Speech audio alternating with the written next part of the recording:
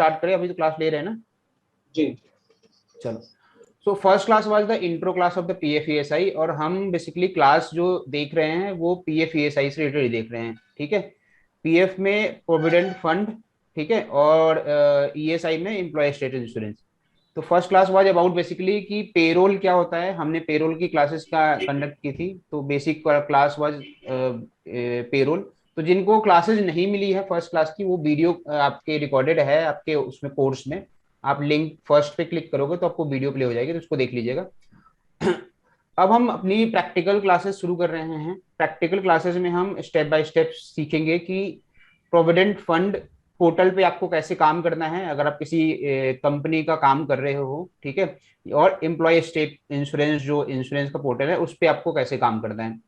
Basically practically है, तो practically में सबसे स्टार्टिंग से चीजों को जो सीखने वाले हैं वो सीखेंगे, पोर्टल का थोड़ा सा ओवरव्यू देखेंगे कि पोर्टल में कौन सी चीजें कहाँ हैं, कौन से पोर्टल से आपको क्या मिलने वाला है। थोड़ा कॉम्प्लिकेटेड पोर्टल है, नॉर्मल जीएसटी जैसा पोर्टल नहीं है ये, ठीक है। इसको सिंप्लीफाइड बनाने की कोशिश की गई है, बट है थोड़ा ये कॉम्प्लिकेटेड पोर्टल। सारी चीजें एक पोर्टल के अंदर आपको नहीं मिलेगी, जैसे हम जीएसटी के अंदर देखते हैं या इनकम टैक्स टीडीएस के अंदर देखते हैं कि ईच एंड एवरी चीजें एक पोर्टल के अंदर कंप्लीट की गई है, एक बार आप लॉग इन करो वहीं से सारा काम हो जाता है। बट यहाँ पे गवर्नमेंट ने थोड़ा सा इसको ईज करने की कोशिश की, बट मुझे लगता है थोड़ा सा कॉम्प्लिकेटेड होता है। तो सबसे पहले हम सीखेंगे रजिस्ट्रेशन के बारे में।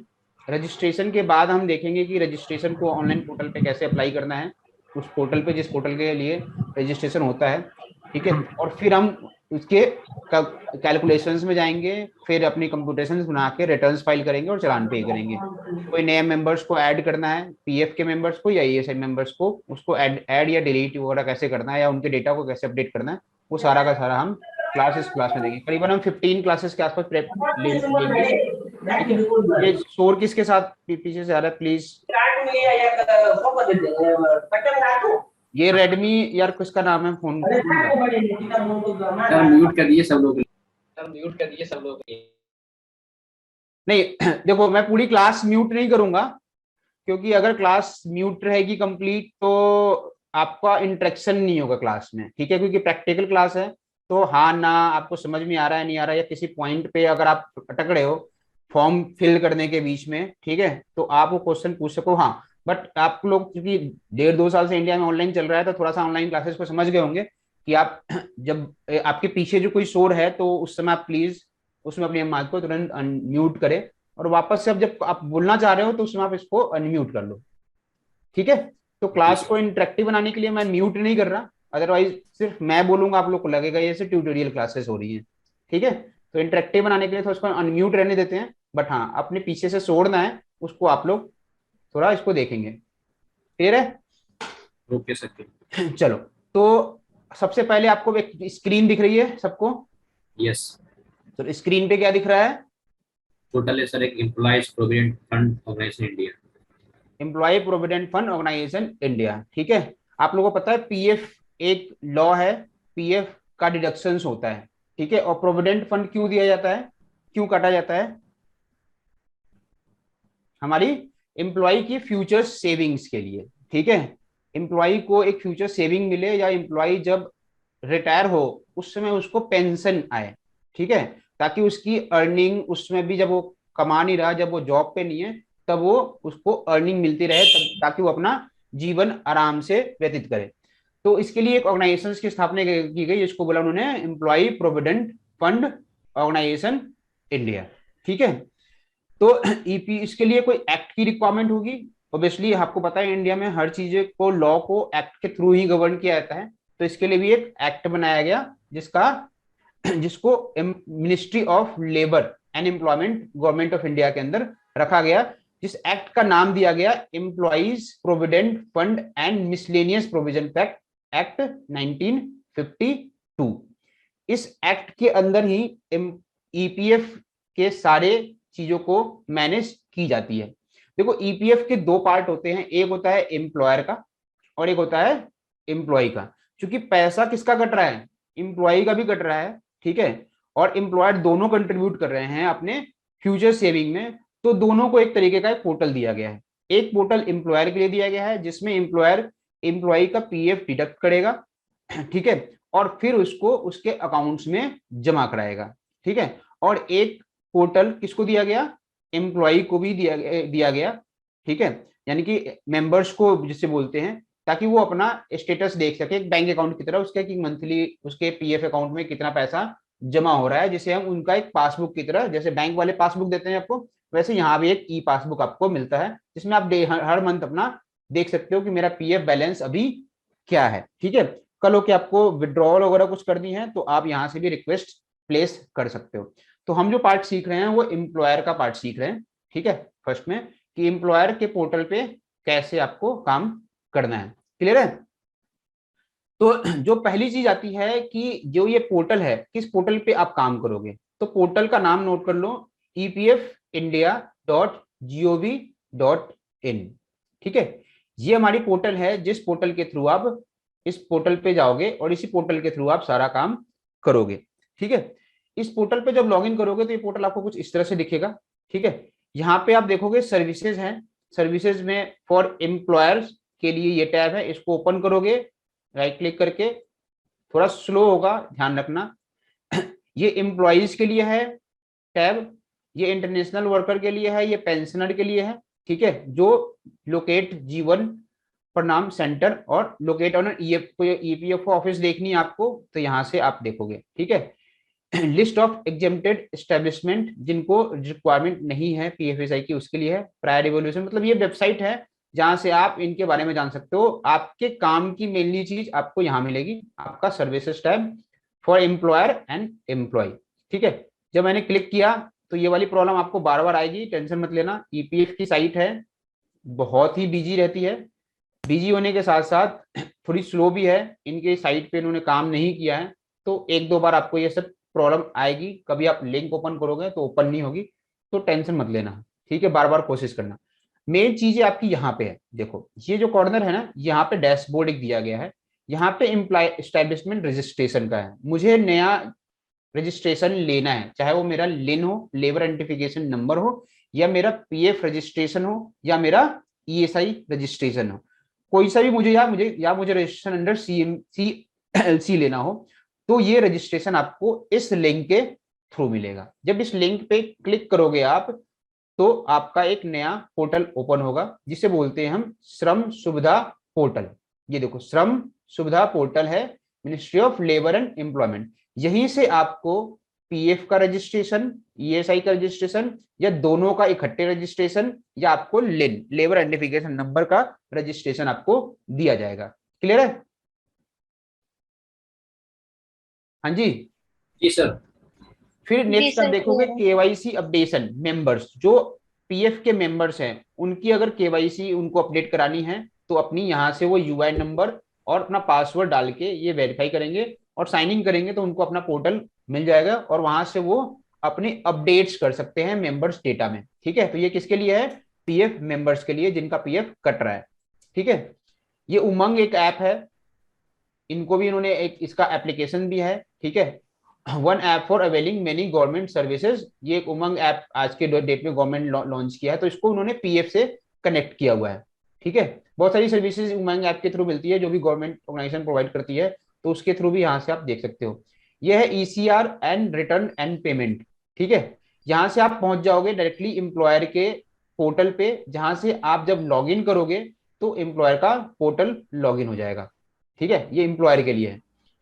ये है online claim member account transfer. ठीक है, अगेन ये भी वही लिंक पहुंचेगा जहां पे आपका मेंबर्स लॉगिन के लिए होता है। जब एक बार लॉगिन कर लोगे तो आप अपने क्लेम को ट्रांसफर कर सकते हो, या आप क्लेम रेज कर सकते हो पीएफ का, या फिर एक एस्टेब्लिशमेंट से दूसरे एस्टेब्लिशमेंट, या एक जगह से दूसरी जगह ट्रांसफर कर सकते हो। तो ये मेंबर्स के लिए है। ई पासबुक, आपको पासबुक आपका, अगेन इसको सब इन सारी सर्विसेज को यूज करने के लिए पोर्टल आपको लॉग इन करना पड़ेगा अपना यूएन के थ्रू। ठीक है, ये भी मैं दिखाऊंगा आपको। फिर ये सब परफॉर्मेंस ऑफ एस्टेब्लिशमेंट, श्रम सुविधा, अगेन वही आ गया। ये देखो ये पोर्टल और ये पोर्टल दोनों एक ही जगह आपको लेके जाएगा, जो आपको श्रम सुविधा के पोर्टल पे लेके जाएगा रजिस्ट्रेशन के लिए। तो डिफरेंट डिफरेंट डैशबोर्ड पे आपको लिंक प्रोवाइड किया गया, जहां से आप डायरेक्टली मूव कर सकते हो। ठीक है, नए रजिस्ट्रेशन के लिए ये वाला या ये वाला। ठीक है, और ये जो आपका है, और ये जो है, ये टैब, ये टैब, ये टैब और ये टैब, ये मेंबर्स के लिए है, ठीक है। और ये टैब भी आपको वहां लेके जाएगा जो आपके एस्टेब्लिशमेंट को रिटर्न फाइल करनी है। दूसरा, आप डायरेक्टली जो लॉग इन करोगे एम्प्लॉयर पोर्टल पे, ठीक है, वो आप यहां से भी कर सकते हो। सेम चीजें यहां भी दी गई है, ठीक है। एम्प्लॉयर पोर्टल का एक टैब दिया गया है, दिख रहा है आपको लेफ्ट हैंड साइड कॉर्नर में। ये जो टैब Yes. है, ये इस टैब पे आप जब क्लिक करोगे तो आप एम्प्लॉयर पोर्टल पे पहुंच जाओगे। आज हम बेसिकली ओवरव्यू हम वेबसाइट का लेंगे कि कौन सी चीजें कहाँ पे है, और साथ में रजिस्ट्रेशन के पोर्टल को भी समझेंगे, ठीक है। तो फर्स्ट जो आप देखो, आपने यहाँ पे क्लिक किया, यहाँ पे तो आप कहाँ पहुंच गए, एम्प्लॉय एम्प्लॉयर पोर्टल पे। एम्प्लॉयर पोर्टल पे जब आप रजिस्टर कर लोगे, आपके पास पीएफ का रजिस्ट्रेशन आ जाएगा, तो आपके मोबाइल पे एक कोड जाता है, यूजर आईडी जाता है, ठीक है, जिसके थ्रू आपको अपना पासवर्ड क्रिएट करके वापस आपको इस पोर्टल पे आना पड़ता है। तो अब इस पोर्टल को, जब आप इस पोर्टल पे पहुंचोगे, जब आपको ये पीएफ रजिस्ट्रेशन मिल जाएगा, तो वहां पे आपको अपना यूजर नेम और पासवर्ड इंटर करके जब आप साइन इन करोगे, तो आपको ये एम्प्लॉयर का पोर्टल मिलेगा। अभी ये पूछ रहा है वेरीफाई द ईमेल एड्रेस, अभी तक आपका वेरीफाई नहीं है ईमेल एड्रेस, तो एक बार वेरीफाई करो। तो ये जैसे आप देख रहे हो कंपनी का है वीरा कॉन्ट्रैक्ट्स, ठीक है, उसके डिटेल्स वगैरह हैं, और ये पूरा पोर्टल है जो आपके कंपनी को दिया गया है, जिसके थ्रू कंपनी पीएफ के रिटर्न्स जनरली फाइल करेगी, किसी नए मेंबर्स का यूएएन नंबर जनरेट करेगी, किसी नए मेंबर्स को ऐड करेगी, पुराने मेंबर्स के डेटाबेस को डिलीट करेगी या रिमूव करेगी या अपडेट करेगी, ठीक है। तो ये सारा का सारा आपको यहाँ पे प्रोवाइड किया गया है, ये आपकी सर्विस टैब है, ठीक है। ये आपका मेंबर्स से रिलेटेड है, जो आपके पीएफ के मेंबर्स हैं, जो भी आपके एम्प्लॉय हैं, उनका पूरा डिटेल यहाँ से मैनेज होता है, देख रहे हो। यहाँ पे आपको members related member profile, register and individual, नए इंडिविजुअल को रजिस्टर करना है, बल्क में सारे एम्प्लॉय को रजिस्टर करना है, ठीक है, केवाईसी करानी है उनकी बल्क में, उनको बाहर करना है अपने ऑर्गेनाइजेशन से, कुछ एम्प्लॉय चले गए हैं उनको छोड़ चले गए, अप्रूवल्स देनी है, ठीक है, मिसिंग डिटेल ऐड करनी है आपको, मिसिंग डिटेल ऐड करने के बाद इसको अप्रूव करना है। मतलब ऐसा नहीं कि एक बार ऐड कर दिया तो अब ऐड करने के बाद इनका नेक्स्ट स्टेप प्रोसेस होता है कि आप अप्रूव भी करो। कोई भी डिटेल आप ऐड करोगे ना अपने पोर्टल में, तो एडिशंस के टाइम पे तो आप बस डिटेल फिल कर दोगे, लेकिन अप्रूवल में आपको डिजिटल सिग्नेचर लगाना पड़ेगा। डिजिटल सिग्नेचर जब लगा के जब अप्रूव करोगे, तभी वो डिटेल अप्रूव्ड होगी। फिर आधार वेरिफिकेशन है, approved KYC pending for DS है, बेसिक डिटेल चेंजेस रिक्वेस्ट है, ठीक है, approve KYC seeded by the member है, किसी मेंबर्स ने अपने पोर्टल से केवाईसी को अपडेट किया है तो आपके पास वो डिटेल आएगी और यहाँ से उसको आप वो करोगे। UN allotment for existing members, already कोई कोई पीएफ का मेंबर है, उसका अभी तक यूएन नहीं जनरेट हुआ है, यूएन यूनिवर्सल अकाउंट नंबर। पहले जो पीएफ होता था वो हर एस्टेब्लिशमेंट का अलग अलग एक पीएफ नंबर जनरेट होता था, ठीक है। आज जैसे जैसे आप इस कंपनी में काम कर रहे हो, आपका पीएफ नंबर अलग है, कल होकर किसी दूसरी कंपनी में जाके काम करोगे, आपका पीएफ नंबर अलग हो जाएगा, ठीक है। हर एस्टेब्लिशमेंट के अकॉर्डिंग उनके नए नए पीएफ नंबर निकल के आते थे, तो गवर्नमेंट ने कहा चलो इन सबको मिला के एक ही बना देते हैं, तो उन्होंने इनका नाम दिया यूनिवर्सल अकाउंट नंबर, यूएएन, ठीक है। तो मेंबर से रिलेटेड सारी चीजें, आपके नए मेंबर्स को रजिस्टर करना, पुराने मेंबर्स के डेटा को अपडेट करना, अप्रूवल देना, ये सारा का सारा काम इस पोर्टल के इस पार्ट के थ्रू हम करते हैं, ठीक है। फिर यहां से आप इस्टेब्लिशमेंट की डिटेल को चेंज या करते हो, जैसे कि व्यू प्रोफाइल, आप इस्टेब्लिशमेंट की प्रोफाइल को यहां से व्यू करोगे, exempted returns, contact detail, view addresses, DSP को अटैच करोगे। यस, दीपिका, अभी क्लास में मैंने बोला था ना आपको, ठीक है। तो इस्टेब्लिशमेंट से रिलेटेड जैसे व्यू प्रोफाइल हो गई, एग्जेम्प्टेड रिटर्न हो गए, कॉन्टैक्ट डिटेल्स हो गए, उनके एड्रेस, मतलब कंपनी से रिलेटेड जो भी डिटेल्स हैं वो सारी की सारी आप यहां से चेक करोगे, ठीक है। फिर आपकी आती है पेमेंट्स की बात। जब आप अपनी रिटर्न्स फाइल करोगे, ये सही सी रिटर्न फाइलिंग, सर पेमेंट, एक बात है। हाँ बताइए। हाँ सर, कोई डामी डेटा हम लोगों को मिलेगा सर एक्चुअली प्रैक्टिस करने के लिए? मैं आपको बताऊंगा कि कैसे आपको प्रैक्टिस करनी है, टेंशन मत लो, अच्छा ठीक है ठीक है। Sir, okay. अब जो रिटर्न्स की फाइलिंग है, ये स्टेप कैसे होता है, देखो जनरली हम क्या करते हैं, जैसे अगर जीएसटी की रिटर्न बात करते होगे, तो जीएसटी में क्या होता है, पहले हम पेमेंट कर देते हैं चालान बना के, और फिर चालान बनाने के बाद रिटर्न फाइल करके हम पेमेंट कर देते हैं, रिटर्न फाइल करते हैं। या इनकम टैक्स में या टीडीएस में क्या होता है, टीडीएस में पहले हम पेमेंट करते हैं, ठीक है, और फिर उसकी रिटर्न फाइल करते हैं। बट इसमें क्या होता है, पहले रिटर्न फाइलिंग होती है, फिर आपकी कैलकुलेशन से आपके आपने जो रिटर्न फाइलिंग किया है उसके अकॉर्डिंग आपका चलान पेमेंट के लिए आएगा। जैसे ही आप पेमेंट कर दोगे ना, आपका रिटर्न फाइल हो गया। ठीक है, तो ये आपका पूरा पोर्टल, यहाँ से आप अपने रिटर्न्स को देखो फाइल करते हो कि ये सारे रिटर्न फाइलिंग पे क्लिक करोगे। ठीक है, ये आपका सारा डिटेल ओपन होगा और ये एक प्रोसेस के थ्रू होता है। ये पूरा प्रोसेस हम जब रिटर्न्स करेंगे तो उसको मैं समझाऊंगा आपको आगे जाके। ठीक है, फिर पेमेंट्स है और पेमेंट डायरेक्ट चलान है। यहाँ से डायरेक्टली आप चलान करना चाहते हो, ये है रिटर्न्स के लिए, रिटर्न्स की पेमेंट। और डायरेक्टली भी अगर डिपॉजिट करना चाहते हो चलान को, तो डायरेक्टली डिपॉजिट यहाँ से भी कर सकते हो इन एडवांस में। ठीक सर है, रिटर्न रिवाइज हो जाता है इसमें? हाँ जी। रिटर्न रिवाइज हो जाता है सर इसमें? रिटर्न क्या बोल रहे हो, आवाज आपकी वो है। सर ये कह रहे हैं कि रिटर्न रिवाइज हो जाता है क्या? हाँ जी, रिवाइज रिटर्न। रिटर्न रिवाइज हो जाएगा। Okay okay. ठीक है, ये डैशबोर्ड है आपका। Missing details, active member, exit member, member service detail, members completing 50 years 80 years बताएगा आपको। जेएन के member mapping, Jammu and Kashmir के मेंबर्स है जो, मतलब ये डिटेल आपकी यहाँ से रिलेटेड टू डैशबोर्ड में आपकी, ये आपको यहाँ से इंफॉर्मेशन मिलेगी। बाकी यूजर्स रिलेटेड है, my profile change password, admin related है, यूजर मैनेजर। बाकी ऑनलाइन सर्विस है, stop auto transfer request, transfer claims, किसी ने आपका क्लेम्स रेज किया, एनेक्सर्स है। तो ये सारी चीजें आपको दी गई है। बाकी ये अलग चीजें, एस्टेब्लिशमेंट रजिस्टर, मेंबर रजिस्ट्रेशन। तो ये पूरा पोर्टल है आपको जो एम्प्लॉयर को दिया जाता है मेंबर्स रिलेटेड काम के लिए, जो उनका पीएफ डिडक्ट करना, नए मेंबर्स को ऐड करना, उनका यूआईएन नंबर जनरेट करना और रिटर्न्स को फाइल करना। ठीक है, तो ये पोर्टल तो आपको तब मिलेगा जब आप पीएफ का रजिस्ट्रेशन लोगे। ठीक है, क्लियर है। अब रजिस्ट्रेशन कैसे लोगे वो देखते हैं। इसे मैं लॉग आउट कर रहा हूं। ठीक है, अगर पासवर्ड फॉरगेट हो गया तो पासवर्ड फॉरगेट करके यहां से आप जा सकते हो। अब मैंने आपको बताया था रजिस्ट्रेशन कहां से मिलता है, श्रम सुविधा। श्रम सुविधा पोर्टल से। ठीक है, ये यहां पे जब क्लिक करोगे एस्टेब्लिशमेंट रजिस्ट्रेशन, ठीक है, तो आप एक नए वेबसाइट पे मूव हो जाओगे। नया वेबसाइट किसका है, श्रम सुविधा का।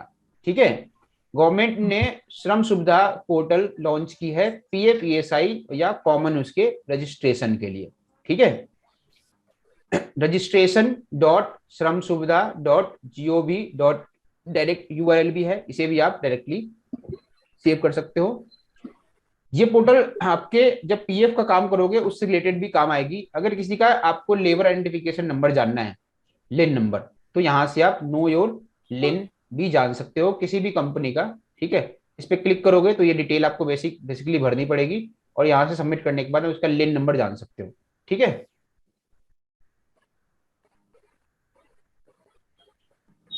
सबसे पहला काम आपको होता है इस पोर्टल पे साइन अप करना। ठीक है, साइन अप के लिए वो छोटी सी डिटेल है। आप क्या करोगे, इस साइन अप के बटन पे क्लिक करोगे। साइन अप में आप ये डिटेल डालोगे, नाम, यहां पे जैसे कि मैंने अपना नाम डाल दिया गौरव कुमार। ठीक है, ये हिंदी के लिए है। ठीक है, जैसे आपने लिखा गौरव कुमार तो ये हिंदी में कन्वर्ट हो जाएगा। ठीक है, या इंग्लिश में या हिंदी में। यहाँ पे आपको अपनी मेल आईडी लिखनी है। ठीक है, सर ये दोनों में लिखना है, सिंगल लिखना है सर? आप दोनों लिख दो, इंग्लिश हिंदी दोनों लिख दो। info@,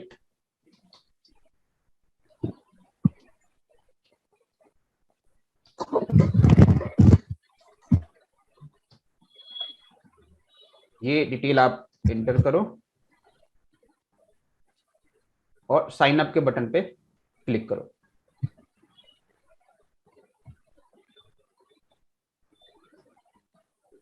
ये इस पे ध्यान देना, देखो लिख के आ गया sign up verification link has been send to your email. ठीक है, जो अभी मैंने ईमेल डाला था उस पे मेरा जा चुका है। Please access your email to complete sign up process with Shram Suvidha portal.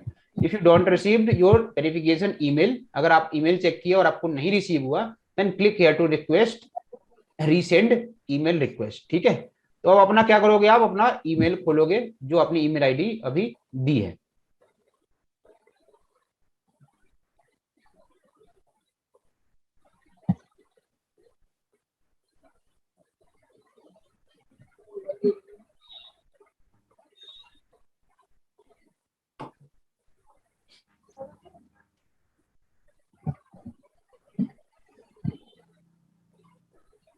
देखो ये मेल आ गया हमारे पास श्रम सुविधा पोर्टल से। Dear Gaurav, welcome to unified Shram Suvidha portal. ठीक है, thank for registering for new Shram Suvidha account. इस लिंक पे आपको क्या करना है, क्लिक करना है। जैसे ही क्लिक करोगे आप, आपका एक वेरिफिकेशन कोड आपको एंटर करना है, ये जो आपके सामने दिया गया है, और यहां से जनरेट ओटीपी करोगे। ठीक है, again verification code is send to your mobile number this and email ID this is against the request number this. Again अपना ईमेल ओपन करो, यहाँ पे आपके पास वेरिफिकेशन कोड आ गया।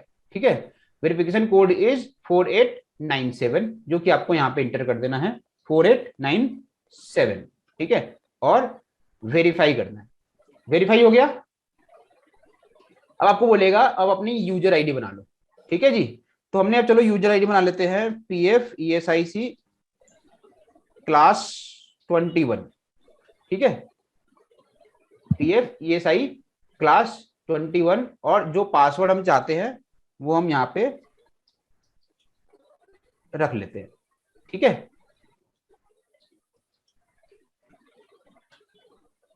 ठीक है, और इसे हम सबमिट करते हैं, सेव भी कर लेते हैं कि इन केस दोबारा लॉगिन के लिए मांगे ना बार बार। अब इस प्रोसेस के थ्रू आप सभी अपना एक अकाउंट श्रम सुविधा पोर्टल पे बना लेना। ठीक है, क्लियर है? छोटा सा प्रोसेस है, बन जाएगा। Yes sir. ठीक है, अब जब आप अपनी अकाउंट बना लोगे श्रम सुविधा पोर्टल पे, अपना यूजर आईडी पासवर्ड, क्योंकि मैंने सेव कर रखा था ऑटोमेटिकली इसलिए आ रहा है, अदरवाइज यहाँ पे आप इंटर करोगे अपना यूजर आईडी पासवर्ड जो भी आपने क्रिएट किया है इस प्रोसेस के थ्रू। उसके बाद आप यहाँ पे अपना कैप्चर को वेरीफाई करना और लॉगिन पे क्लिक करना। लॉगिन पे क्लिक करने के बाद सक्सेसफुली लॉगिन होगा। वेलकम टू श्रम सुविधा पोर्टल। श्रम Suvidha portal is a single window for online services like, किस क्या क्या मिलती है इस श्रम सुविधा पोर्टल से उसको समझते हैं। लीन एप्लीकेशन, लेबर आइडेंटिफिकेशन नंबर, ठीक है, representation, return filing, ESR filing, act licensing and registration of the multiple establishment using your user ID. ठीक है, ये आपको मैसेज आया, देख लिया, कोई दिक्कत नहीं जी, थैंक यू, क्लोज कर दिया। इस पोर्टल में यूजर का प्रोफाइल आपको यहां से सब कुछ देखेगा, Gaurav Kumar, mail ID, mobile number, change password और अपडेट योर प्रोफाइल। ठीक है, और साइन आउट। यहां से आप जब अपडेट प्रोफाइल पे क्लिक करोगे तो यहां से आप अपनी डिटेल वगैरह अपडेट कर सकते हो, जैसे कि अपनी इमेज लगा सकते हो। ठीक है, उसके बाद डेट ऑफ बर्थ आपको जैसे इंटर करनी है अपनी, तो मैंने जी इंटर कर दी डेट ऑफ बर्थ। कैलेंडर से सर्च कर लो अगर ऐसे इंटर नहीं हो रहा तो।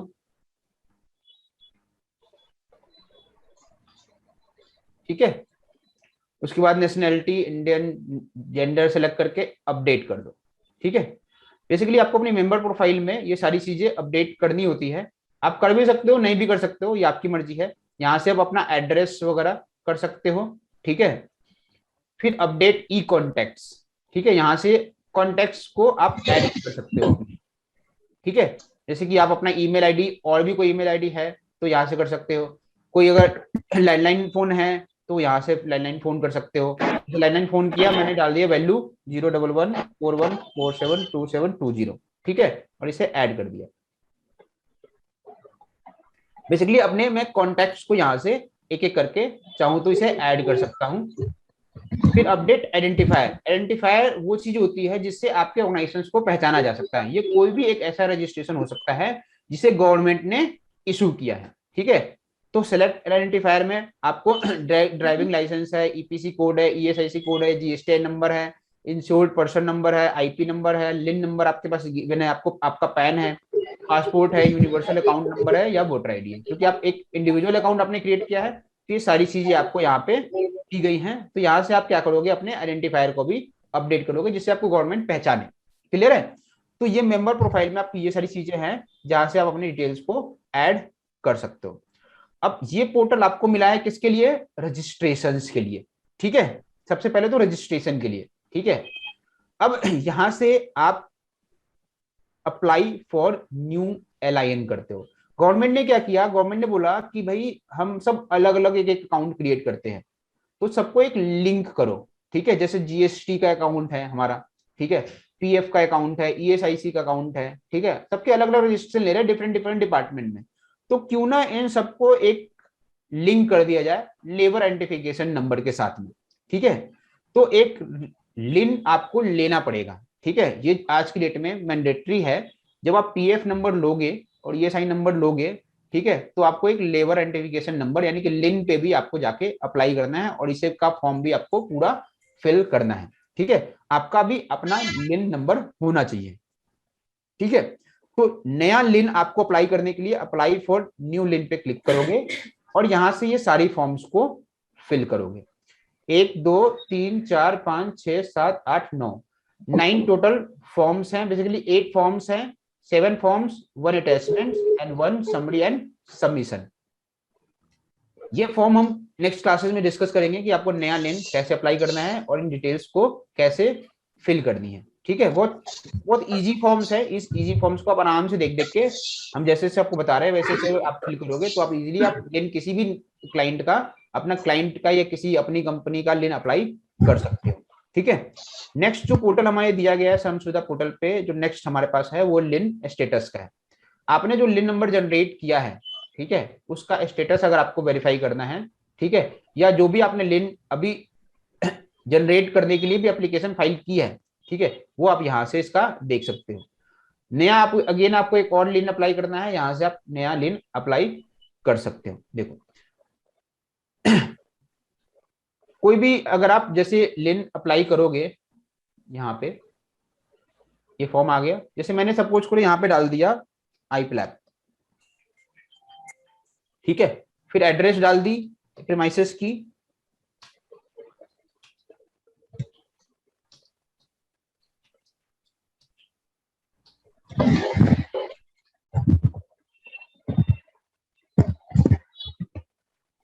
Select state,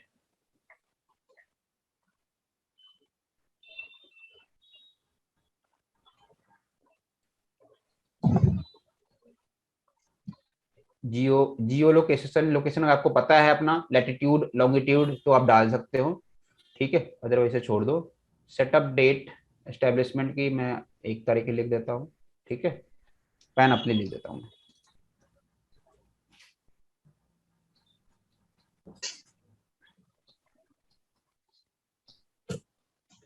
establishment category suppose करो मैं डाल रहा हूँ क्या है, तो कमर्शियल एस्टेब्लिशमेंट है, ये आपको एस्टेब्लिशमेंट कैटेगरी भी डालनी है कि आपकी जो एस्टेब्लिशमेंट है वो कमर्शियल एस्टेब्लिशमेंट है, ईटिंग हाउस है, फैक्ट्री है, मतलब ये सब डिटेल डालनी है, ठीक है। उसके बाद आपकी कैटेगरी क्या है, तो मैं डालता हूँ यहाँ पे कि मैं एक प्रोप्राइटर फॉर्म चला रहा हूँ, ठीक है, फिर इसे आप सेव ड्राफ्ट कर देते हो। इतने पे हम सेव ड्राफ्ट करते हैं। तो जब मैं लिन स्टेटस पे क्लिक करता हूँ यहाँ पे, ठीक है, तो मुझे ये दिख रहा है यहाँ पे कि भैया मैंने एक नया रजिस्ट्रेशन iPlab के लिए किया है और यहाँ से मैं इसे फॉर्म का क्या स्टेटस आ रहा है, फॉर्म नॉट सबमिटेड। तो इस फॉर्म्स को क्या कर सकते हो आप, ओपन करके आप बाकी की फील्ड को फिल करोगे। तो जैसे ये फील्ड कर दोगे ना, बाकी की चीजें आपकी ओपन हो जाएंगी। तो इस्टेब्लिशमेंट डिटेल के बाद ई कॉन्टेक्ट्स है, देखो मेरे पास ई कॉन्टेक्ट्स में यहाँ से फील्ड फेच करूंगा, वैल्यू लिखूंगा, फिर से ये फॉर्म पे एक एक करके ई कॉन्टेक्ट्स है, कॉन्टेक्ट पर्सन का नाम है, ठीक है, उसके अलावा आइडेंटिफायर है, एंटिटी रिलेशनशिप है, एडिशनल इंफॉर्मेशन है, एक्ट एप्लीकेबल, कौन कौन से एक्ट इस पे एप्लीकेबल होते हैं, और साथ में अटैचमेंट्स है, और फिर समरी एंड सबमिशन है। तो ये पूरा फॉर्म जब फिल करोगे आप, लास्ट में समरी आपकी इस तरह यहाँ पे जनरेट होगी और इसे आप पूरा फॉर्म जब फिल कर लोगे तो यहाँ पे सबमिट का बटन आ जाएगा। फॉर्म को सबमिट करना है, डिजिटली साइन करना है, फॉर्म आपका अप्रूव्ड हो जाएगा और आपका लिन नंबर जनरेट हो जाएगा। तो हम आगे करेंगे ये सारी चीजें, अभी मैं आपको एक ओवरव्यू दे रहा हूँ। तो श्रम सुविधा पोर्टल से हमें क्या मिला, पहला चीज कि हम किसी नए लेबर आइडेंटिफिकेशन नंबर लिन को कैसे अप्लाई कर सकते हैं, ठीक है। अब नेक्स्ट है, हाँ जी बताइए सर। लिन ये जो फॉर्म है ये सबमिट कर देने पर संग संग चला आता है लिन नंबर या कुछ देर टाइम लगता है? आपको इस जैसे फॉर्म सबमिट करके DSC से साइन करोगे आपका तुरंत जनरेट हो जाएगा। प्रोविजनल बेसिस पे अब दिए जा रहे हैं, ठीक है सबको, जैसे पहले एक्साइज नंबर निकलता था ना, वैसे ही केस में आज कर दिया गया, आप सबमिट करो, आपका रजिस्ट्रेशन नंबर जनरेट हो जाएगा। ठीक है, okay sir. Registration number generate होते ही आपके मोबाइल पे जो अपने मोबाइल नंबर दिया है वहां पे आपका यूजर आईडी पासवर्ड पहुंच जाएगा। ओके ठीक है, पोर्टल के लिए। ठीक है, ओके तो लिन के लिए आपको यहां से अप्लाई करना है, ये फॉर्म आगे हमने देखेंगे कैसे कैसे फिल करना है। फिर है रजिस्ट्रेशन। रजिस्ट्रेशन में दो रजिस्ट्रेशन है, registration for EPFO and ESIC. ठीक है, और दूसरा रजिस्ट्रेशन फॉर सीएलसी। ठीक है, रजिस्ट्रेशन फॉर ईपीएफओ यानी कि प्रोविडेंट फंड का रजिस्टर लेना है, तो आपको इस पे क्लिक करना है। ये पूरा फॉर्म आपका ऐसे ओपन होगा, यहाँ पे आपको लिखाएगा रजिस्ट्रेशन फॉर ईपी और FSC for new public and private limited company and 1% company has been stopped on the Shram Suvidha portal from 15/2/2020।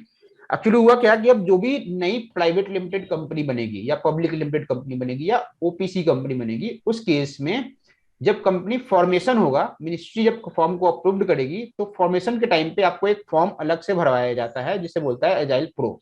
ठीक है, यहाँ पे आपसे मिनिस्ट्री अपने पीएफ और ईएसआई से रिलेटेड डिटेल भी भरवा लेती है। तो आपको ये जो पीएफ ईएसआई का नंबर मिलेगा वो कहाँ से मिलेगा, एमसीए से ऑटोमेटिकली आएगा। ठीक है, जैसे आपकी कंपनी इनकॉर्पोरेट होगी 2 से 3 दिन में आपका ईएसआई पीएफ नंबर भी जनरेट होकर आ जाता है। लेकिन जनरेट होकर आने का मतलब ये नहीं है कि आपके ऊपर पीएफ और ईएसआई की एप्लीकेबिलिटी शुरू हो गई, आपको इसके रिटर्न्स वगैरह फाइल करने हैं, ऐसा नहीं है।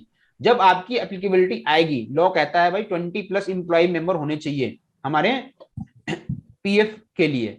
ठीक है, तो मिनिमम होने चाहिए, मतलब आप वॉलेंट्री तो कर सकते हो लेकिन मैंडेटरी लिमिट क्या है, 20 की है। तो उसके लिए आपको जैसे 20 से ऊपर होगा तो आपको मैंडेटरी करना पड़ेगा। तो उससे पहले अगर आपसे कम के एम्प्लॉय है तो आपको करने की जरूरत नहीं है, हमने आपको पीएफ ईएसआई नंबर दे दिया है। जब आपका हो, आप अपने लिमिट को क्रॉस कर जाओ या वॉलेंटरी करना चाहो तब उस डेट से आप उसको स्टार्ट कर देना।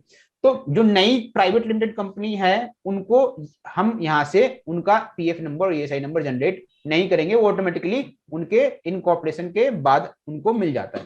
ठीक है, कोई भी प्रोप्राइटरशिप, पार्टनरशिप या लिमिटेड लाइबिलिटी पार्टनरशिप, ठीक है, या कोई अदर फॉर्म है, कंपनी या फॉर्म्स हैं, तो उनकी यहां से हम ईएफ नंबर और ईएसआई नंबर जनरेट कर सकते हैं। ठीक है, क्लियर है? सर बताइए। सर अगर वॉलंटरी बेसिस पे हम लेते हैं तो फाइलिंग करना जरूरी तो नहीं है? वॉलेंट्री लेते हो तो बिल्कुल फाइलिंग करना जरूरी है। अगर आपने वॉलेंट्री ले लिया तो आपको जी रिटर्न सर। फाइल करना पड़ेगा। अच्छा, दूसरी चीज जैसे हम वो करते हैं ना, आपको ये भी एक नया लॉ ला दिया है कि अगर आप बजट में है कि आप अपनी ईएसआई और पीएफ की को जो डिडक्ट किया है और उसको अगर आप जमा नहीं कराओगे तो आप इनकम टैक्स में उसका बेनिफिट भी नहीं ले सकते उस एक्सपेंडिचर का। तो बड़ी सारी चीजें हैं जो आपको भी थ्योरेटिकल जो जो कॉन्सेप्ट चीज की जो क्वेश्चंस हैं आपकी लेट फाइलिंग की, और ये जो कुछ ऐसे कॉमन वर्ड है उसके ऊपर मैंने एक वीडियो बना के इसके ऊपर आज या कल में डाल दूंगा, तो आपके कंसेप्ट उससे क्लियर हो जाएंगे। ठीक है, तो ये अब नया रजिस्ट्रेशन अगर आपको लेना है नया, ठीक है, तो यहां से आप new apply for new registration पे क्लिक करोगे, जैसे न्यू लीन के लिए किया था वैसे ही। अब यहाँ पे चाहो तो एक ही बार में दोनों रजिस्ट्रेशन ले लो, या फिर आप एक एक करके भी दो रजिस्ट्रेशन अलग अलग सेपरेट अप्लाई कर सकते हो। अगर आप दोनों की एप्लीकेबिलिटी आपके ऊपर हो गई है, सपोज करो जैसे 10 से ऊपर एम्प्लॉय हैं तो ये सही एप्लीकेबल हो जाता है, 20+ एम्प्लॉय हैं तो पीएफ एप्लीकेबल हो जाता है। लेकिन सारे एम्प्लॉय जो हैं आपके वो 21,000 से ज्यादा सैलरी भी विड्रॉ कर रहे हैं, उनकी ग्रॉस पे जो है वो कितनी है, 21,000 से ज्यादा है, तो उस पर ये सही लगेगा ही नहीं। ठीक है, तो ये सही नहीं लगता, तो इसलिए ये सही की रजिस्ट्रेशन की जरूरत मुझे नहीं है, क्योंकि रजिस्ट्रेशन ले लिया तो मुझे उसका रिटर्न भी फाइल करना पड़ेगा। क्लियर है? अगर आप ऐसी कंपनी ऑपरेट कर रहे हो जहां पे सारे एम्प्लॉय की सैलरी 21,000 से ऊपर है ग्रॉस पे, ठीक है, तो वहां पे ईएसआई नहीं लगता है। ईएसआई किस पे लगता है, जब ग्रॉस पे मेरा 21,000 से नीचे होता है। ठीक है, तो जब हम उसके लिए हम उसका सिर्फ ईपीएफ रजिस्टर निकालेंगे। तो मुझे अगर दोनों चाहिए तो मैं दोनों पे टिक कर दूंगा और फिर फॉर्म को सबमिट करूंगा। सबमिट करोगे तो ये फॉर्म आपका ओपन होगा, common registration form for ESIC and EPFO. ठीक है, कुल मिला के 1 2 3 4 5 6 7 और 8 टोटल 8 फॉर्म्स हैं विद अटैचमेंट जो आपको फिल करनी है। ठीक है, जैसे कि फर्स्ट फॉर्म आपका आता है एस्टेब्लिशमेंट डिटेल का। यहाँ पे आप अपनी कंपनी से रिलेटेड डिटेल यहाँ पे आप जनरेट मतलब फिल करते हो। फॉर एग्जांपल कंपनी का नाम एज पर पैन क्या है, ठीक है। लेकिन यहाँ ध्यान रखना है, जो प्राइवेट लिमिटेड कंपनी है, लिमिटेड कंपनी है, फॉर्म्स हैं, पार्टनरशिप फॉर्म्स या एलएलपी, ओपीसी, इन सब पे तो कंपनी का नाम प्रिंट होके आता है जो। लेकिन जब इंडिविजुअल केस होता है, ठीक है, इन केस ऑफ इंडिविजुअल, तो उसमें उसमें उस समय हम पैन किसका यूज करते हैं, प्रोप्राइटर का। किसका यूज करते हैं, प्रोप्राइटर का। तो प्रोप्राइटर का जो पैन है उसका इंफॉर्मेशन डालना है, ठीक है। तो establishment name as per PAN in case proprietary form as per PAN is not required, ठीक है। तो यहाँ पे आप क्या लिखोगे, उस प्रोप्राइटर की कंपनी का नाम। जैसे मैं हूं, मेरा नाम क्या है, गौरव कुमार, ओके। मेरे पैन पे क्या नाम लिखा हुआ है, गौरव कुमार। लेकिन मैं फॉर्म जो बना रहा हूं वो बना रहा हूं सपोज करो आई प्लैप, ठीक है। तो यहाँ पे मैं क्या लिखूंगा, IPLAP लिखूंगा। मेरे पैन पे गौरव कुमार लिखा हुआ है, लेकिन क्योंकि मैं एक प्रोप्राइटरी फॉर्म बना रहा हूं तो जो मैं बिजनेस का नाम चाहता हूं वो मैं यहाँ पे डिफाइन करूंगा। लेकिन अगर मैं किसी प्राइवेट लिमिटेड कंपनी का, लिमिटेड कंपनी का, LLP कंपनी का या पार्टनरशिप फॉर्म का, ऐसा कोई भी form other than proprietor form जिसका सेपरेट पैन इश्यू होता है, ठीक है, तो उसके पैन पे जो नाम लिखा हुआ है वही नाम हमें यहाँ पे इंटर करना है। फिर उसकी यहाँ पे क्या डिटेल डालनी है, एड्रेस डालनी है, ठीक है, जिस प्रीमाइसेस पे आप रजिस्ट्रेशन ले रहे हो, ठीक है, जिस प्रीमाइसेस पे आप रजिस्ट्रेशन ले रहे हो, ठीक है। फिर पैन, उसकी पैन नंबर डिटेल वगैरह। फिर उसकी फैक्ट्री लाइसेंस अगर आपने ले रखी है, अगर ऑलरेडी वो फैक्ट्री है, नॉर्मल शॉप ऑफिस ये इसके लिए नहीं, अगर वो फैक्ट्री है तो यहाँ से हम इसको यस करते हैं और फिर फैक्ट्री से रिलेटेड डिटेल को फिल करते हैं। अगर नहीं है तो इसे फिल नहीं करते। फिर अब उसने अगर अपना रजिस्ट्रेशन अंडर स्टार्टअप इंडिया किया हुआ है तो यहाँ पे उसका registration certificate number DIPP startup certificate number और डेट डालते हैं। MSMEs के नंबर्स, अगर उसने उद्यम रजिस्ट्रेशन या उद्योग आधार रजिस्ट्रेशन जो पुराना था वो करा रखा है तो उसकी डिटेल फिल करते हैं और ऑनरशिप डिटेल फिल करते हैं। ये फिल करके आप यहाँ पे देखो नेक्स्ट सेव एज ड्राफ्ट करोगे तो ये फॉर्म सेव होके बाहर हो जाओगे, वापस से आपको फॉर्म ओपन करना पड़ेगा या नेक्स्ट नेक्स्ट करते चले जाओ। तो बेटर होता है कि कभी कोई पोर्टल काम नहीं करती है ढंग से तो फॉर्म को सेव एज ड्राफ्ट कर लो ताकि ये फॉर्म जो भी फिल किया वो सेव हो जाए। यहां से फिर आप ई कॉन्टेक्ट डिटेल, आपने ऑलरेडी जो प्रोफाइल क्रिएट किया है वहां पे आ रहा है, अगर इसे चेंज करना चाहते हो तो यहाँ पे प्राइमरी ईमेल नंबर और मोबाइल नंबर डाल के आप यहाँ पे चेंज कर सकते हो। फिर कॉन्टेक्ट पर्सन का नाम, मैनेजर्स का नाम डालना होता है, मैनेजर से रिलेटेड अगर है तो मैनेजर्स का डिटेल डालो, नहीं है तो नहीं डालो, ऑनर की डिटेल डालो। जहां पे स्टार मार्क्स गिवन है वो आपको यहाँ पे मैंडेटरी इंफॉर्मेशन आपको फिल करनी ही करनी है, ठीक है। तो यहां से आपने एस्टैब्लिशमेंट, ई कॉन्टैक्ट, कॉन्टैक्ट पर्सन यानी कि उसके ऑनर्स की डिटेल, फिर आइडेंटिफायर, उसके कोई रजिस्ट्रेशन जिसके बेस पे उसको पहचान सके, ठीक है, तो वो आपको यहां से सिलेक्ट करके उसकी डिटेल फिल करनी होती है, रजिस्ट्रेशन की डिटेल। अगर registration as a address proof दे रहे हो तो आप यहां से मार्क करते हो, ठीक है। फिर एम्प्लॉयमेंट डिटेल, यहाँ पे अपने एम्प्लॉय से रिलेटेड कितने बंदे हैं आपके कंपनी में, आपके ऊपर APF MP एक्ट अप्लाई होता है, हाँ जी होता है, या वॉलंटरी कवरेज ले रहे हो। आपने अगर एप्लीकेबल होता है यानी कि 20 से प्लस एम्प्लॉय है तो आप यहाँ पे यस करोगे जी मेरे को होता है, और यहाँ से आप डिटेल एक एक करके फिल करोगे, ठीक है। और अगर नहीं होता, वॉलंटरी कवरेज ले रहे हो तो वॉलंटरी कवरेज करोगे, ठीक है। फिर establishment detail, total number of worker से रिलेटेड, नंबर ऑफ एम्प्लॉय से रिलेटेड, ये आपके सिर्फ इसके लिए है जब आपके ESIC की रजिस्ट्रेशन ले रहे हो। अगर आपका ESIC रजिस्ट्रेशन नहीं है, सिर्फ PF है, तो आपका ये वाला फॉर्म नहीं आएगा, ये वाला पार्ट नहीं आएगा बस, ठीक है। फिर टोटल वेजेस पेड डिटेल, मतलब ये सब सारी डिटेल आपको फिल करनी है। फिर आपके ब्रांचेज अगर कोई हैं तो ब्रांचेज की डिटेल, उनके ILAN नंबर आपको यहाँ से अपडेट करने हैं, ठीक है। फिर एक्टिविटी आप क्या कंडक्ट करते हो, बिजनेस एक्चुअली किस चीज का कैरी करते हो, उसकी आपको NSIC कोड यहाँ से सर्च NSIC कोड करके आप यहाँ पे उस फॉर्म को ओपन करोगे।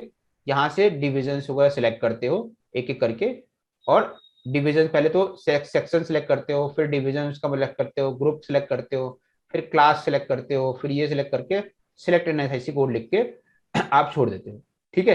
तो इस तरह से आपको अपना एनएसआईसी कोड भी बताना है। फिर यहाँ से primary business, nature of work, इस तरह से करके बताना है।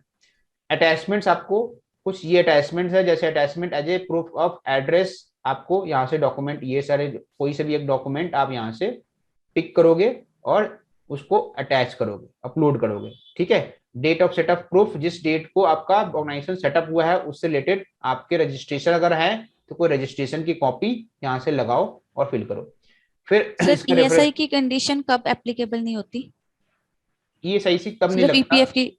जब आपके कंपनी में एवरी एम्प्लॉय 21,000 से सैलरी से ज्यादा है, या किस एम्प्लॉय को आप ईएसआईसी नहीं दोगे? जिसकी सैलरी, ग्रॉस सैलरी 21,000 से ज्यादा है, ग्रॉस पे, टोटल पे मिला के। अगर उसकी तो फिर ईपीएफ नंबर लेना पड़ेगा, ईएसआई नंबर नहीं लेना पड़ेगा? अगर सबकी सैलरी 21,000 से ज्यादा है तो छोड़ दो, ठीक, मत लो। ठीक है। ठीक है। लेकिन फ्यूचर में जैसे ही कोई एम्प्लॉय हायर किया आपने जिसकी सैलरी 21,000 से कम है तो आप ले लेना। ठीक है। ठीक है। अदरवाइज अगर आपके एम्प्लॉय में दोनों एम्प्लॉय हैं जिसकी सैलरी 21,000 से नीचे भी है और 21,000 से ज्यादा वाले की भी है, तो आपको दोनों रजिस्टर लेने पड़ेंगे। ठीक है। 20 से कम तो सर ऐसा भी हो सकता है, जैसे सपोज कीजिए 20 से कम एम्प्लॉइज है और हमने गलती से ईपीएफ नंबर ले लिया, तो उसको कुछ मतलब कि रिटर्न बंद भी कर सकते हैं? रिटर्न तो फाइल करना पड़ेगा ना आपको। अगर आपने ईपीएफ तो नंबर सर, ले लिया है तो हाँ काटना जी। पड़ेगा आपको ईपीएफ, फिर आपको ईपीएफ डिडक्ट भी करना पड़ेगा। सर 20 एम्प्लॉय से कम है तो उसके लिए मैंडेटरी है या हमारा सर डिपेंड करता है हम पे, हम ले या ना ले? वॉलेंट्री है। 20 से कम एम्प्लॉय हैं तो वॉलेंट्री है। ठीक है। वो आपके ऊपर, आप लेना चाहो या नहीं लेना चाहो। ठीक है। लेकिन कुछ ऐसी ऑर्गेनाइजेशन है जिसको गवर्नमेंट ने मैंडेटरी किया हुआ है। ठीक है। जो एज पर लॉ लिखा हुआ है कि अगर आप इस तरह के ऑर्गेनाइजेशन को चला रहे हो, रन कर रहे हो, जो हैजार्डियस नेचर की है, जहाँ पे लाइफ थ्रेटनिंग ज्यादा होती है, ठीक है, तो वहां पे कुछ गवर्नमेंट ने मैंडेटरी कर रखा है। ठीक है। ईएसआई को मैंडेटरी कर रखा है और पीएफ को मैंडेटरी कर रखा है। तो बहुत कम ऐसे ऑर्गेनाइजेशन हैं, जैसे माइनिंग वगैरह में ईएसआईसी मैंडेटरी है। ठीक है। तो बहुत ऐसी चीजें हैं जहाँ पे मैंडेटरी होती है। जब जहां मैंडेटरी एज पर लॉ नहीं है, वहां पे अगर आप एम्प्लॉय लिमिट के नीचे हो, ठीक है, तो आप वॉलेंट्री कवरेज लेना चाहते हो तो वॉलेंट्री लो, नहीं तो छोड़ दो। अब ये फॉर्म आपको फिल करना है नए नंबर्स लेने के लिए। तो छोटा सा फॉर्म है जो कॉमन रजिस्ट्रेशन, अगर आपको कॉमन रजिस्ट्रेशन लेने हैं तो आप ये सारे फॉर्म फिल करोगे। अगर आप फॉर्म को देखोगे ना, अब आपने अगला काम क्या करना, जैसे श्रम सुविधा पोर्टल पे सारे बंदे अपने अपना अकाउंट बना लेना। ठीक है। उससे क्या होगा, फॉर्म्स को फिल करना सीख जाओगे।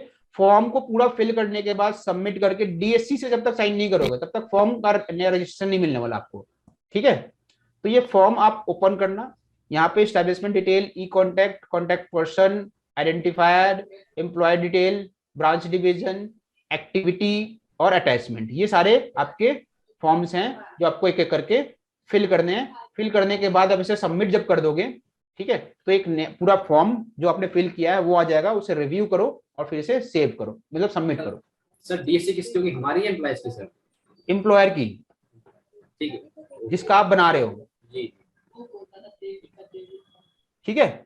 अब अगर आप रजिस्ट्रेशन सपोज करो सिर्फ ईएसआईसी का लेना चाहते हो, आप ईपीएफ का नहीं लेना चाहते हो, या फिर दोनों में से कोई एक लेना चाहते हो, ठीक है, तो अप्लाई फॉर न्यू रजिस्ट्रेशन किया और यहां से किसी को अनचेक किया। जैसे मैं पहला वाला ले रहा हूँ, एम्प्लॉय स्टेट इंश्योरेंस एक्ट 1942 48 और इसे सबमिट किया।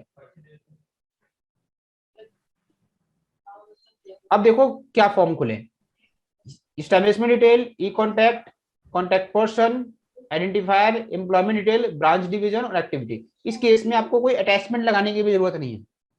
ठीक है। आपको एड्रेस प्रूफ के लिए बस एक आइडेंटिफायर में ना mark as it as address proof, कोई से भी एक रजिस्ट्रेशन लगा दो जो एम्प्लॉय के एड्रेस पे है।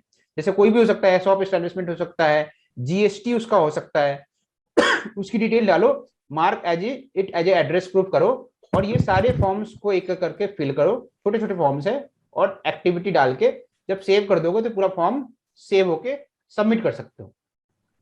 तो कोई अटैचमेंट्स की रिक्वायरमेंट नहीं है ईएसआईसी के लिए।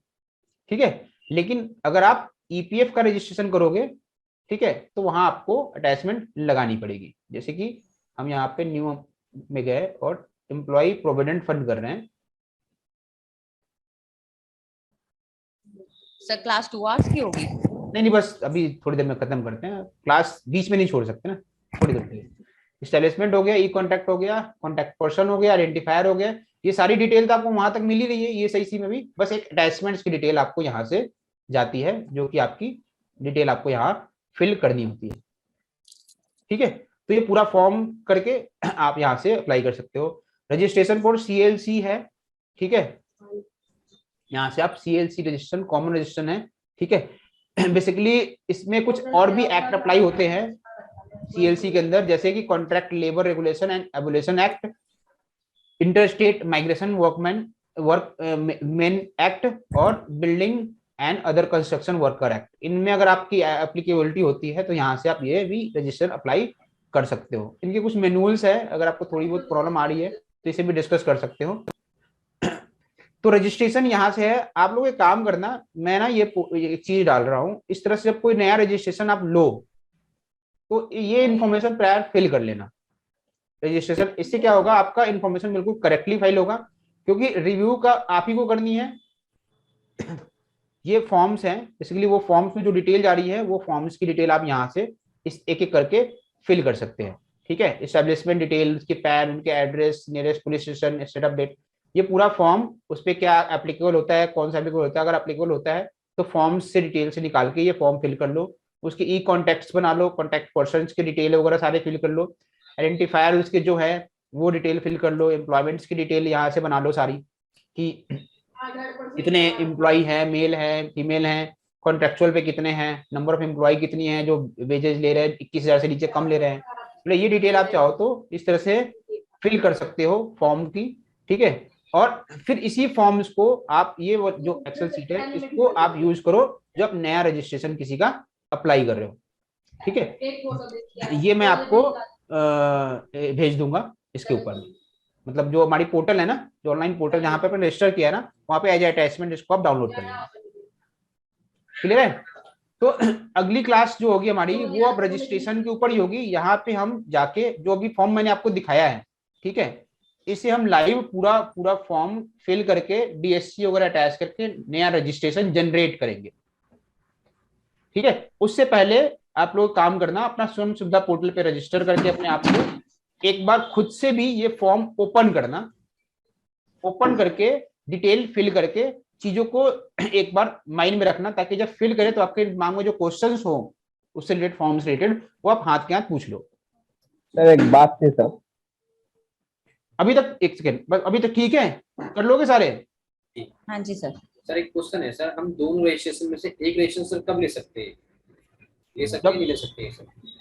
हाँ सर दो रजिस्ट्रेशन होते हैं हमारे ESI के PF के, इन दोनों में से एक रजिस्ट्रेशन हम कभी ले सकते हैं या दोनों लेना मतलब साथ में? नहीं, अगर जैसे आपके 20 एम्प्लॉय नहीं है, ठीक है, आपके 20 एम्प्लॉय नहीं है अभी, ठीक है, तो आप ESIC लोगे। ठीक है, ठीक है, अगर आपके 20 प्लस हो गए तो आप दोनों लोगे, अगर एम्प्लॉय 20-21,000 से नीचे हैं तो।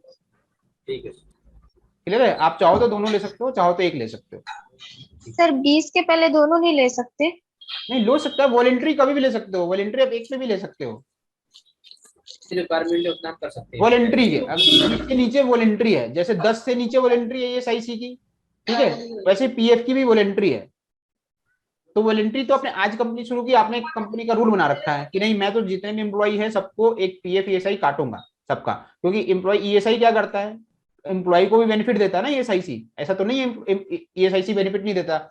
आपकी एक 200-300 रुपए की आपकी मेंबरशिप फीस जाती है ESIC की, और आप ESIC की नेटवर्क हॉस्पिटल में क्या कर सकते हो, अपना इलाज करा सकते हो फ्री में। जो भी ऐसी ऑर्गेनाइजेशंस हैं जहाँ पे दुर्घटना ज्यादा होती है, ठीक है, जैसे माइनिंग है, ठीक है, या आग का जहाँ पे ज्यादा काम है, तो वहां पे लोग क्या करते हैं, पहले ESIC करा के रखते हैं वर्कर का, कि अगर मान लो कोई दुर्घटना हो गई तो मेरे कंपनी के ऊपर कोई लायबिलिटी नहीं आएगी।